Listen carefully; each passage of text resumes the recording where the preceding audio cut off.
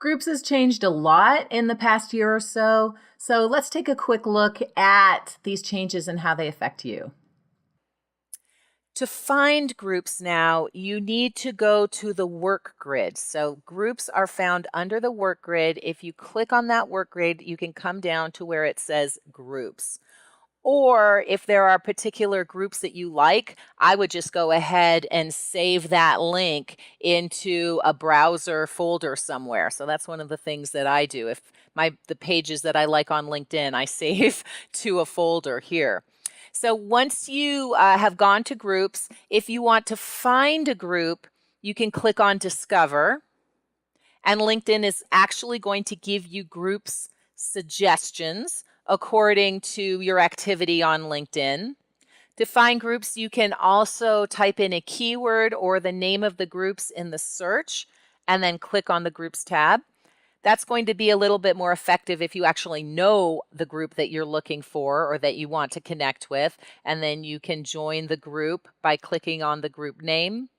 And if you haven't already joined the group, you can click on Ask to Join. Now, this is always moderated. If you don't get a response back, you can always go back to the group, see who the group owner is, and ask them if they're willing to accept you into the group.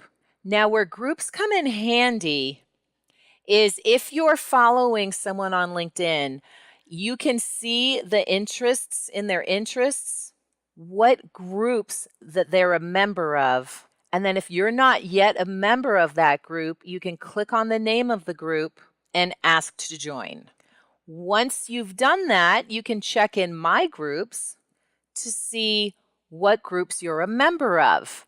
This is also, of course, where you create a group if you want to create a group.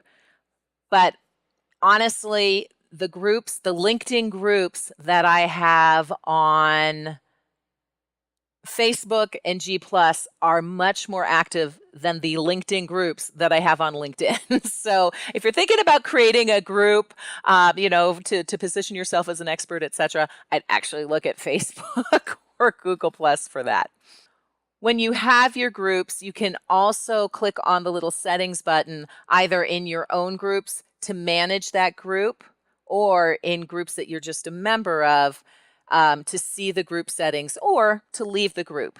Now, the added benefit of the new groups interface on LinkedIn is that you're actually able to join over 100 groups. Actually, if you own groups, you can do those plus the groups that you join. So it's 100-ish groups on LinkedIn that you can be a member of. And the main reason that you want to be a member of some of these groups is, yes, if there's something that you can engage on, that's fantastic.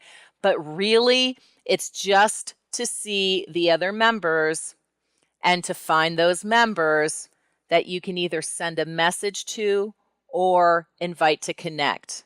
So if I know that Albert Bush is in this group, I have the ability of viewing their profile or sending them a message. That is extremely powerful for you as you're looking to engage with people who are, again, change agents, influencers, gateway people at companies that you're interested in. Because otherwise, you can only invite them to connect, get introduced to them, or pay for a LinkedIn InMail. But if you share a group together, you are able to, from the group, send them a private message. So that really is the power of LinkedIn groups. When you connect or when you want to connect with a prospect on LinkedIn, go ahead and if you have access to their profile, and remember, you can usually do that through alumni.